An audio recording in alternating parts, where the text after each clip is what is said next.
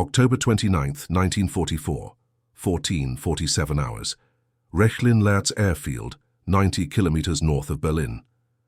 Hauptmann Werner Heinz sits in the cockpit of an American P-51D Mustang, hands trembling on the control column. The aircraft smells wrong. Different oil, different leather, different metal. Through the bubble canopy he can see 24 Luftwaffe officers watching from the tarmac, including General Adolf Galland himself. The most decorated fighter ace in Germany has flown from Berlin specifically for this test. Werner knows why. Everyone knows why. They need to understand how the Americans are winning. Before we continue with Werner's incredible story, we need your help to keep these forgotten heroes alive. If you're already hooked by what you're hearing, hit that like button right now. It tells YouTube to share this with more people who care about real history. Subscribe to this channel so you never miss another story of courage and innovation from World War II. And here's something we love. Drop a comment below and tell us where you're watching from. Your country, your city. We have viewers from Buenos Aires to Berlin, from Manila to Montreal. Are you a veteran? Did your grandfather serve? Do you have a connection to this war? We want to hear from you. Now back to Rechlin-Lerz airfield, October 29, 1944, where Werner Heinz was about to fly the enemy's most advanced fighter and discover a truth that would change everything. The Mustang sitting on the runway shouldn't exist in German hands. It shouldn't be here at all. But 3 weeks earlier, on October 8th, Second Lieutenant Robert Sims of the 361st Fighter Group had been escorting B-17s to Kassel when his engine began losing oil pressure. Sims had two choices: bail out over hostile territory or attempt a forced landing. He chose the landing. He brought the P-51D down in a farmer's field outside Eisenach with minimal damage, bent propeller, collapsed nose gear, but structurally intact. German troops reached the crash site within 20 minutes. They found Sims trying to set fire to the aircraft with a signal flare. He managed to ignite the ammunition boxes before they tackled him to the ground, but the airframe was saved. Within hours, engineers from Messerschmitt were examining every rivet, every line, every system. Within 3 days, the Mustang was on a flatbed truck heading to Rechlin, the Luftwaffe's primary testing facility. Werner Heinz was 31 years old, from a small town called Heilbronn in southwestern Germany. Before the war, he'd been a commercial pilot for Lufthansa, flying domestic routes between Munich and Hamburg. He'd logged 400 flight hours in everything from trainers to transport aircraft. When war broke out in 1939, the Luftwaffe commissioned him immediately, recognizing his experience. But Werner never became an ace. He was too careful, too analytical. The Luftwaffe put him in test pilot school instead, where his methodical nature became an asset. He'd tested every major German fighter, the Bf-109, the Fw-190, the Me-262 jet. He understood aircraft the way a concert pianist understands a Steinway, intimately, instinctively. He could feel a problem in the controls before instruments showed it. He knew when an engine was about to fail by the smell of the exhaust. This gift had kept him alive through 89 test flights of experimental aircraft, including 2 that killed the pilots before him. But Werner had never flown an American fighter. None of them had. The Allies didn't lose many aircraft intact. When they did, the planes were usually too damaged for meaningful testing. This Mustang was different. This Mustang was a gift, a deadly, terrifying gift. The problem the Luftwaffe faced in the autumn of 1944 was simple and catastrophic. They were losing the air war. Not slowly, not gradually, decisively. Between June and October 1944, the Luftwaffe lost 262 fighters over the Reich. Pilot casualties exceeded 900 dead and 300 captured. Replacement pilots were arriving at frontline units with barely 100 flight hours. Werner had more time in a Messerschmitt than most new pilots had total flying experience. The reason for this slaughter was range. American bombers flew deeper into Germany every week, hitting oil refineries, aircraft factories, ball-bearing plants, the industrial heart of the war machine. Luftwaffe interceptors could reach the bombers, but they couldn't stay long. The Bf-109G had an operational range of 850 kilometers. The Fw-190A could manage 950 kilometers with drop tanks. They could intercept, fight for 10 minutes, then had to break off to find fuel. The Americans knew this. They timed their strikes accordingly, but since early 1944, everything had changed. The Americans brought the P-51 Mustang, and the Mustang could go all the way. Werner's closest friend was Oberleutnant Friedrich Müller from Heidelberg. They'd flown together since 1940, tested aircraft together, survived 3 crashes together. Friedrich was smaller, faster, more aggressive in the air. He'd scored 12 confirmed victories before transferring to test pilot duty after taking shrapnel in his left leg over Stalingrad. The leg never healed properly. He walked with a cane on the ground. In the air, he was still deadly. Friedrich had a dream about after the war. He wanted to start a flight school in Bavaria, teaching commercial aviation. Heinz und Müller Flight Academy, he'd say, always putting Werner's name first even though Friedrich was senior.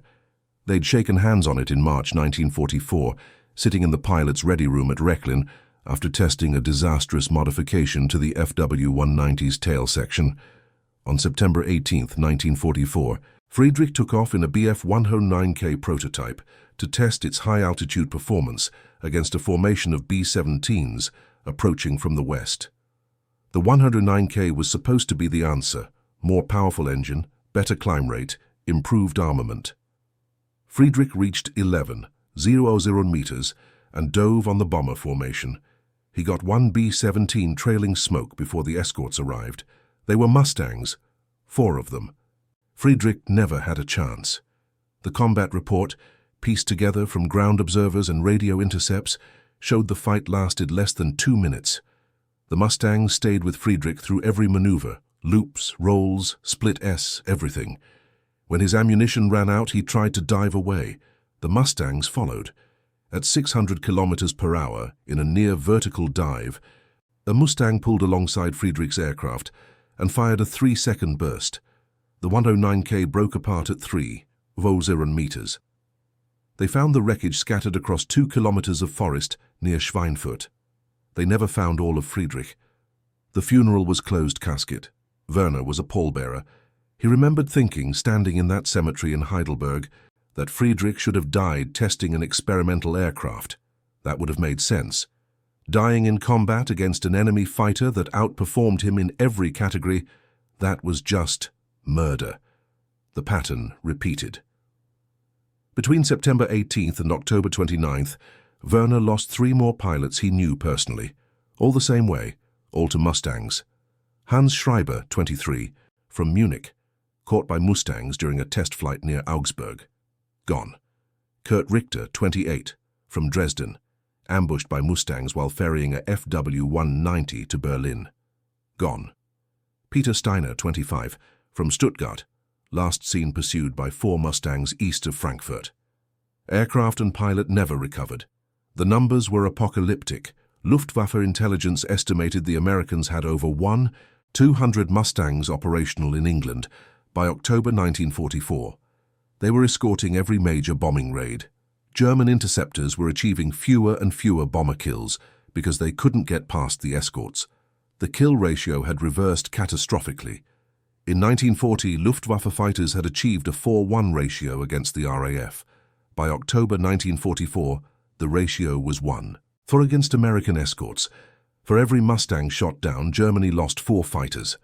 Werner studied the reports obsessively. He read captured American technical manuals. He interviewed every German pilot who'd survived combat against Mustangs. He was looking for weaknesses, for vulnerabilities, for some tactical advantage that could be exploited. Everyone was looking. General Gallant had made it a priority: find out how to beat the Mustang. Then Robert Sims force-landed his P-51D in that field outside Eisenach, and suddenly Werner had the answer sitting on the runway at Rechlin. Or rather, he was about to discover that there was no answer. There was only truth. The aircraft had been repaired over 3 weeks. German engineers replaced the damaged propeller with one cannibalized from another captured P-51, shot down near Hamburg with the engine destroyed but propeller intact. They fabricated a new nose gear strut in the Rechlin machine shop, copying the original exactly. They cleaned the oil system, tested the Packard V1650 engine, a license-built Rolls-Royce Merlin, and repainted the aircraft in Luftwaffe colors with prominent German crosses. They wanted no confusion about identity when Werner took it up. The initial ground tests had already revealed disturbing information.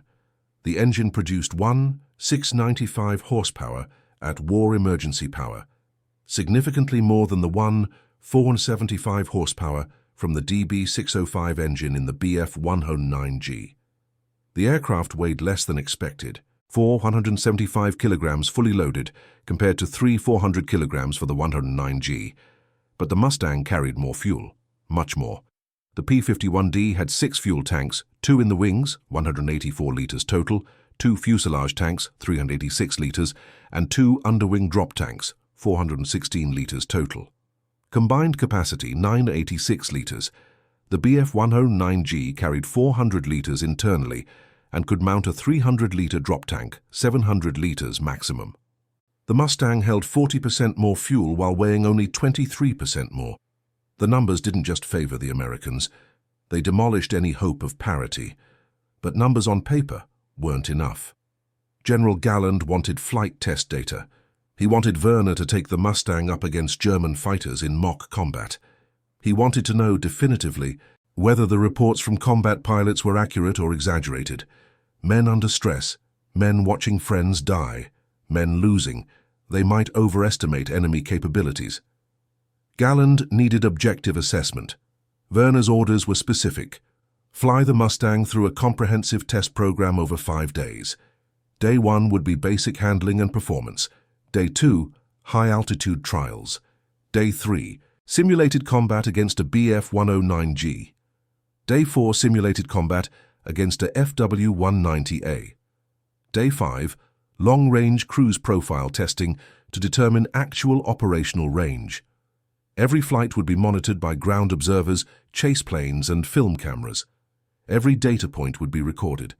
It was October 29th when Werner finally climbed into the cockpit for the first flight. The test had been delayed for 6 days because of weather, rain, fog, low clouds. But that morning dawned clear and cold, temperature at 4 degrees Celsius, visibility unlimited, perfect flying weather, terrible weather for keeping secrets. Werner went through the startup procedure exactly as written in the captured manual, translated by intelligence officers who spoke fluent English. Master switch on. Fuel selector to main tank. Mixture rich. Propeller full forward. Throttle 1 inch open. Prime engine 6 strokes. Magnetos both. Energizer engaged. The Packard Merlin caught on the second blade rotation. It didn't cough or sputter like German engines often did in cold weather. It just started. Smooth, powerful, confident. The sound was different. German engines had a harsh, mechanical snarl. The Merlin sang. It was a high-pitched, almost musical roar that vibrated through the airframe. Werner could feel it in his chest, in his bones. He advanced the throttle slightly and the Mustang began to roll. Instantly, he noticed the visibility. The bubble canopy provided 360-degree vision. He could look directly behind the aircraft without straining. German fighters had armored glass behind the pilot's head, blocking rear vision. Werner had been shot at from behind 3 times in his career, never seeing the attacker until tracers went past. That wouldn't happen in a Mustang. The controls felt light, responsive. Nose-up trim required barely any force. The tail came up smoothly as speed increased. At 175 kilometers per hour, Werner pulled back gently, and the Mustang lifted off the runway like it wanted to be in the air. Climb rate 890 meters per minute at sea level. The BF-109G managed 660 meters per minute under the same conditions. Werner retracted the landing gear and heard them lock into the wells with solid mechanical precision. Everything about the aircraft felt precise. It felt engineered, not improvised. German fighters were magnificent machines, but they were over-engineered, with complex systems that required constant maintenance. The Mustang felt simple by comparison, functional, reliable. He climbed to 600 meters over the Baltic Sea, away from populated areas, away from possible Allied reconnaissance. 2 FW-190s flew chase, staying 500 meters back and above. Werner ran through basic maneuvers, level turns, climbing turns, descending turns, barrel rolls, loops, stall characteristics, spin recovery. He filled out the data sheet strapped to his right thigh, noting control forces, minimum speeds, handling qualities. The Mustang did everything well. It didn't excel at any single maneuver the way German fighters did. The FW-190 could outroll anything. The Bf-109 could outclimb everything. But the Mustang had no weaknesses. It turned well, it rolled well, it climbed well, it dove exceptionally well, maintaining control past 800 kilometers per hour, where German fighters developed severe compressibility problems and sometimes broke apart.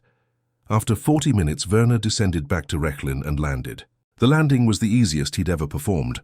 The wide-track landing gear made the aircraft stable on rollout. Vision over the nose was excellent. He touched down at 170 kilometers per hour and rolled to a stop using less than 600 meters of runway. General Galland was waiting when Werner climbed out. The general's face was unreadable. The iron cross at his throat caught the afternoon sunlight. Werner saluted and handed over his clipboard with the initial data. "Your assessment, Hauptmann?" Galland asked. Werner chose his words carefully. "Sir, the aircraft is exceptional. Docile handling, excellent visibility, good performance at all altitudes tested, no significant vices discovered. Better than the 109. In most respects, yes, sir." "How much better?" Werner looked at the Mustang sitting on the tarmac, engine ticking as it cooled. "Sir, I need more flight time before making a full comparison, but based on today's flight, substantially better." Galland nodded slowly. "Tomorrow you'll go against real opposition. Bring your best pilot judgment, Hauptmann. The Führer is waiting for this report." That night, Werner couldn't sleep. He lay in his bunk at Rechlin's officer quarters, staring at the ceiling, replaying the flight. The Mustang wasn't just better than German fighters. It was better in ways that mattered most. It could fight longer, go farther, operate more reliably. In a long war of attrition, which this had become, those advantages were decisive. He thought about Friedrich, about how the Mustangs had chased his 109 through a dive that should have let him escape, about how they'd stayed with him, controlled and precise, until they destroyed him. Werner understood now. Friedrich hadn't made a mistake. He hadn't been outflown. He'd been outmatched by his equipment. Day 2 brought high-altitude testing. Werner took the Mustang to 500 meters, higher than he'd ever flown a piston-engine fighter. The Merlin engine included a 2-stage, 2-speed supercharger that maintained power at altitudes where German engines gasped and struggled. At 12,000 meters, the Bf-109G produced perhaps 60% of its sea-level power. The Mustang was still making 80%. The operational implications were staggering. American bombers flew at 7,000 to 9,000 meters. German interceptors climbed to meet them, burning fuel and time. By the time they reached combat altitude, they'd consumed perhaps 30% of their fuel reserves. The Mustangs were already up there, cruising, waiting. They had fuel to fight for an hour if necessary. German fighters had fuel for 1 pass at the bombers, maybe 2, then had to descend or be destroyed. Day 3, mock combat against Oberleutnant Karl Schneider in a Bf-109G. Karl was 27 from Bremen, with 18 victories and combat experience over France, Russia, and the Reich. He was good. He was very good. Werner had flown against him twice before in training exercises, and Karl had achieved simulated kills both times. They took off at 9:30, climbed to 5,000 meters, and squared off over the Baltic. The rules were simple: 3 mock engagements, 5 minutes each, acknowledged kill when either pilot achieved a 3-second gun solution on the other. Film cameras on both aircraft would record the combat for analysis. First engagement. Karl tried his standard opening, a high-side attack from out of the sun. Werner saw him coming. That bubble canopy made it impossible to hide, and turned into the attack. The Mustang turned tightly, far more tightly than Karl expected. His attack overshot. Werner reversed and got on Karl's tail. The Bf-109 dove to escape. The Mustang followed, staying with it through 6,000 meters of descent and building to 750 kilometers per hour. Werner's gun camera ran for 3 seconds, with the 109 centered in the crosshairs. First kill. Second engagement, Karl tried to energy fight, using the 109's climb rate to gain altitude advantage, then diving for speed. It worked initially. The 109 could climb slightly faster at sea level, But the Mustang had more power at altitude. Werner matched Karl climb for climb, then dove with him. When Karl tried to extend away in a straight line, the Mustang's superior top speed closed the gap. Werner got another 3-second solution, second kill, third engagement. Karl became desperate, aggressive. He threw the 109 into a scissors maneuver, alternating hard turns designed to force an overshoot, to reverse the advantage. It was a good tactic. It should have worked. The Bf 109 had excellent low-speed handling, but the Mustang could turn just as tightly at 300 kilometers per hour while carrying more energy. Werner stayed inside Karl's radius, waited for him to run out of speed, then slid into firing position when the 109 stalled slightly in a climbing turn. Third kill. The fight lasted 11 minutes total. Werner won every engagement, not because he was a better pilot, because he had a better aircraft. They landed and Karl climbed out of his 109 looking stunned. He walked over to Werner while ground crew was still shutting down the Mustang's engine. "I couldn't do anything," Karl said. "Every advantage I tried to use, you countered. Every maneuver I initiated, you matched." "How?" Werner put his hand on Karl's shoulder. "You flew perfectly, Karl. That's not the problem. The problem is the machine." "Then we're finished," Karl said quietly. "If they have 1,000 of these and we're still flying 109s... Werner didn't answer. What could he say? Karl was right. Day 4 brought mock combat against a FW-190A flown by Hauptmann Dieter Koch, 32, from Hamburg, a former commercial pilot like Werner. Dieter had 23 victories and a reputation as one of the smoothest pilots in the test program. The FW-190 was different from the 109, heavier, more powerful at low altitude, exceptional in a rolling fight. Dieter knew how to use every advantage his aircraft possessed. It didn't matter. The pattern repeated, 3 engagements. Werner achieved simulated kills in all 3. The FW-190's roll rate was impressive, but the Mustang could roll almost as quickly while maintaining better energy retention.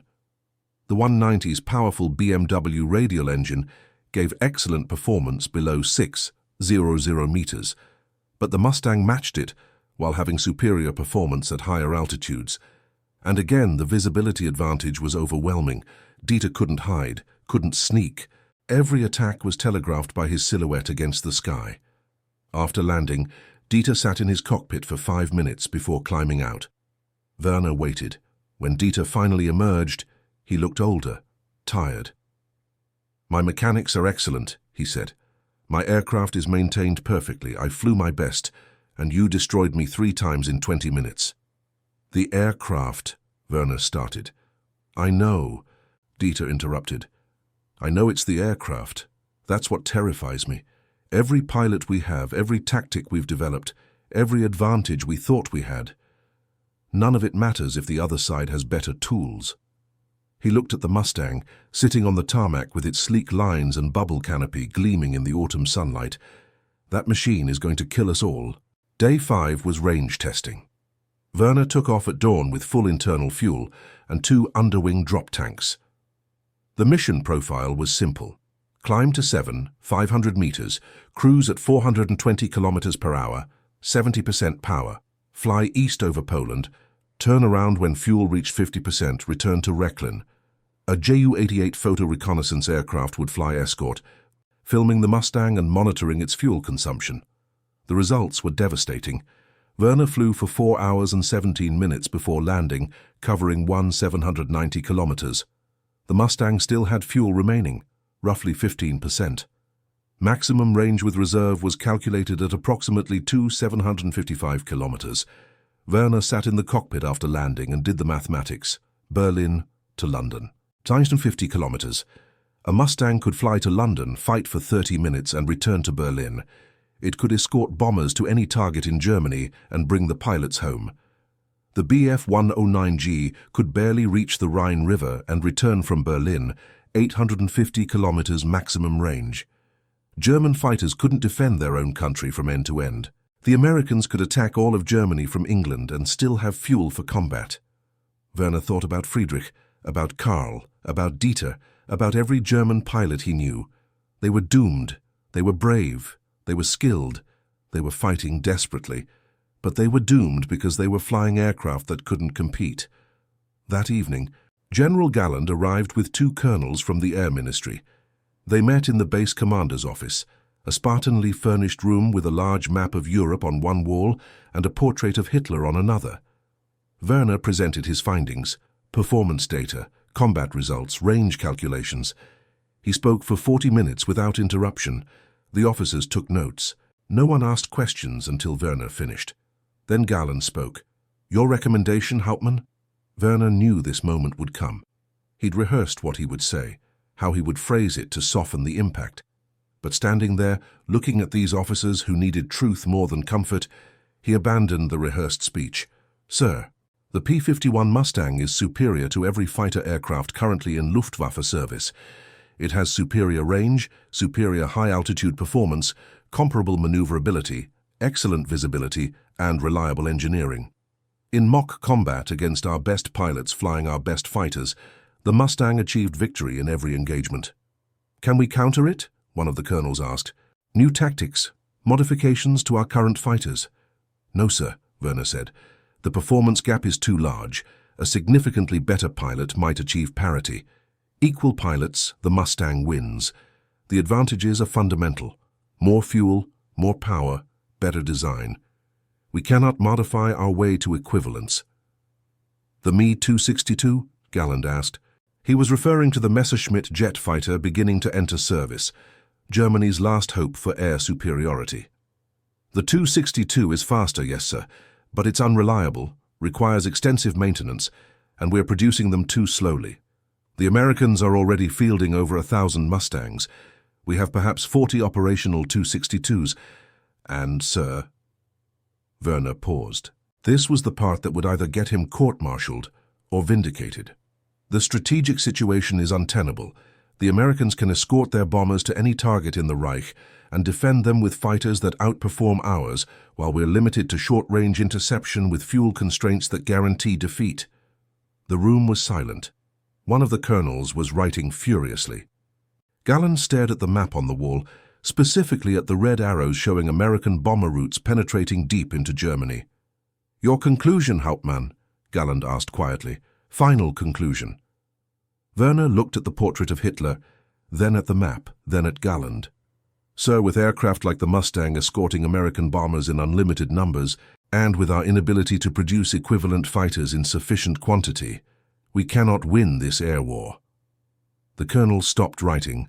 The other colonel set down his pen. Galland continued staring at the map. Seconds passed.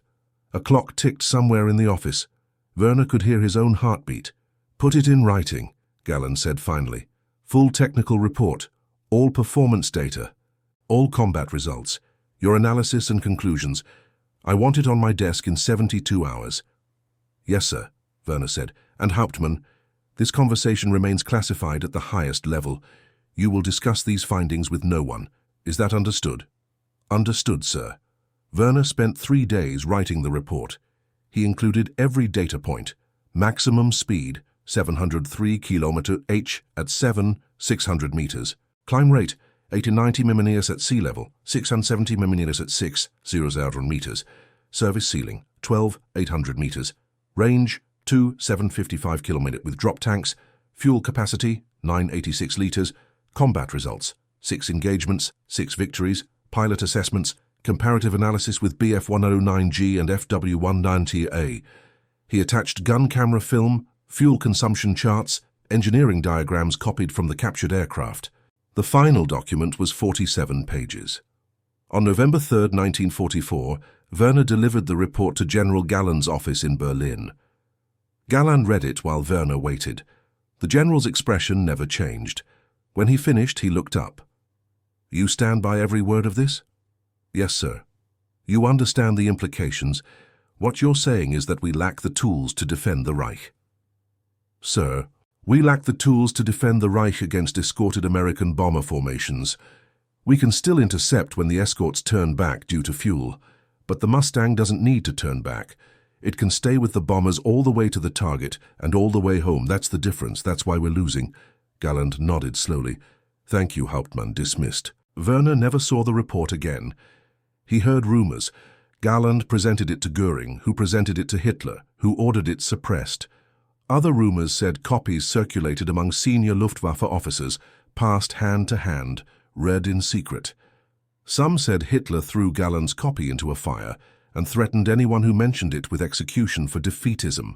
What Werner knew for certain was that on November 12, 1944, he was reassigned from test pilot duty to training duty at a flight school in Bavaria, away from Rechlin, away from Berlin, away from anyone important. He spent the rest of the war teaching teenagers with 30 hours of flight time how to fly Bf-109s. They'd probably die in within a week of reaching the front. But others saw the report. Werner learned later that at least 3 copies survived, one held by Galland, one by a colonel who escaped to Switzerland in February 1945, one hidden in the archives at Rechlin. Those copies circulated among Luftwaffe pilots as the war ground toward its inevitable conclusion. They read Werner's cold, precise assessment. They understood what it meant. Morale in the Luftwaffe collapsed through the winter of 1944 to 45. Pilots knew they were outmatched. They knew every mission might be their last because they were flying inferior machines against superior numbers. Between November 1944 and May 1945, the Luftwaffe lost 3 691 aircraft in combat over the Reich, shot down, collided, crashed or destroyed on the ground. American losses in the same period, 427 aircraft. The exchange ratio was nearly 3-1 against Germany. The Mustang didn't win the air war alone. The Americans had numbers, training, fuel, and industrial capacity that Germany couldn't match. But the Mustang was the weapon that made all those advantages decisive. It allowed the Americans to go anywhere, fight anywhere, stay anywhere. German fighters became trapped in an impossible equation: fly up to defend and run out of fuel, or stay down and watch bombers destroy the country. Werner survived the war. He surrendered to American forces in Bavaria on May 7, 1945, one day before Germany's official surrender. He spent 14 months in a prisoner of war camp in France, was released in July 1946, and returned to Heilbronn. His hometown was 82% destroyed by bombing, the very bombing he'd analyzed in his report. His family home was rubble. His parents were dead, killed in a March 1945 raid by American B-17s escorted by Mustangs. He found work as a mechanic at a small airfield outside Stuttgart. The man who'd tested Germany's most advanced aircraft and America's best fighter spent the next 23 years repairing Piper Cubs and Cessna trainers. He married in 1948 a woman named Helga, who'd been a Luftwaffe radio operator. They had 2 sons. He never flew as pilot in command again. Werner rarely talked about the war. His sons knew he'd been a test pilot, but he never told them details. When friends asked about his combat record, he'd say he mostly flew training missions. The truth, that he'd flown the enemy's best fighter and written the report that documented Germany's inevitable defeat, remained buried. In 1967, an American aviation historian named Robert Jackson was researching Luftwaffe test programs. He interviewed former test pilots, including Werner. Jackson had heard rumors about the captured Mustang report, but had never found documentation. He asked Werner about it directly. Werner was 54 years old by then, working in his small repair hangar on a November afternoon. He stopped working, put down his wrench, and looked at Jackson for a long moment. "Yes," he said finally, "I wrote that report. I flew the Mustang for 5 days in October 1944. Everything in the rumors is true. It was a superior aircraft. We had no counter for it. I told them we couldn't win." "Do you still believe that?" Jackson asked. "That the Mustang made the difference?" Werner looked out at the airfield, at the small civilian aircraft parked on the ramp. "The Mustang didn't make the difference," he said. "Germany was going to lose eventually. We were outproduced, outnumbered, fighting everyone. But the Mustang accelerated the end. It made our defeat inevitable sooner. Every day it operated, it killed pilots we couldn't replace and destroyed factories we couldn't rebuild. So yes, it made a difference. It shortened the war, which means it saved lives ultimately. Strange to think about. Jackson's interview became part of his 1968 book, Fighters of World War II. Werner's section was 3 pages, presented as historical footnote. The book sold modestly. Few people read those 3 pages. Fewer remembered them. Werner died in February 1969, age 55, of heart failure. The obituary in the local Heilbronn newspaper mentioned he'd been a Luftwaffe pilot during the war and had worked as an aircraft mechanic afterward. It did not mention he'd tested the aircraft that helped defeat his country. It did not mention the report that told the truth no one wanted to hear. The report itself survived. Gallen's copy was captured by American forces in May 1945 and is now held at the National Archives in Washington, D.C. It sits in a filing cabinet, 47 pages of technical data and devastating conclusions, written in precise German by a pilot who understood he was documenting his own side's defeat. The stolen Mustang Werner flew was destroyed in April 1945 when Allied aircraft bombed Rechlin airfield. Nothing remains of it except photographs and the data Werner recorded. There's no memorial to Werner Heinz at Rechlin. There's no plaque at the airfield outside Stuttgart where he worked. Friedrich Müller's name appears on a monument in Heidelberg, listing local war dead. But there's no mention of how he died or what he was flying against. Karl Schneider survived the war and emigrated to Argentina, never speaking about the mock combat that showed him the truth. Dieter Koch was killed in January 1945 when his FW-190 was destroyed by a Mustang near München. Shot down by the same type of aircraft he testified couldn't be beaten. The strange truth of the captured Mustang story is that everyone involved understood what it meant, but no one could change the outcome. Werner documented Germany's technological defeat. Galland presented the evidence to higher command. Pilots read the report and knew they were flying inferior machines.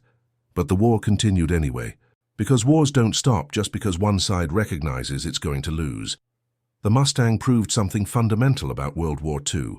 Innovation and engineering could be as decisive as courage and tactics. German pilots were brave, they were skilled, they were fighting desperately for their country, but they were fighting in aircraft that couldn't compete with what the other side had built. All the courage in the world couldn't overcome a 900-kilometer difference in range or a 100-kilometer-per-hour deficit in speed. Werner Heinz spent 5 days in October 1944 flying the future. He understood what he was seeing. He reported it honestly. He was ignored by the people who needed to listen and believed by the people who couldn't change anything. His story isn't about heroism or innovation. It's about truth spoken to power that arrives too late to matter. If this story moved you, if you appreciate the courage it took for Werner to write a report documenting his own side's inevitable defeat, hit that like button now. Subscribe to this channel so you never miss stories of the real people behind the history we thought we knew, and tell us in the comments, what would you have done in Werner's position? Would you have written the truth knowing it might get you court-martialed? Would you have softened the conclusions to protect yourself? We want to hear from you. Thank you for keeping these forgotten stories alive. Men like Werner Heinz deserve to be remembered, not for achieving victory, but for having the integrity to document defeat honestly. That took a different kind of courage, one that doesn't get medals or memorials, but it's courage nonetheless. The P-51 Mustang flew on after the war, serving in the U.S. Air Force until 1957 and in various air forces around the world into the 1980s. More than 15 Sarozeren were built. It became arguably the most important fighter aircraft of World War II, not because it was the fastest or most heavily armed, but because it could go anywhere and fight anyone and bring its pilots home. Werner's report, gathering dust in that filing cabinet in Washington, stands as testimony to what he saw when he flew that captured aircraft in October 1944, the end of German air superiority, documented in technical specifications and combat data. He was right. He knew he was right. Everyone who read his report knew he was right. But right doesn't win wars. Tools win wars. Numbers win wars. The side with better aircraft, more pilots, and endless fuel wins wars. Werner understood that truth better than anyone. He flew it. He measured it. He wrote it down. And then he spent the rest of his life repairing Piper Cubs, carrying a secret that only mattered to historians decades later, and died with his 2 sons, never knowing their father had documented with precision and honesty exactly why Germany lost the sky.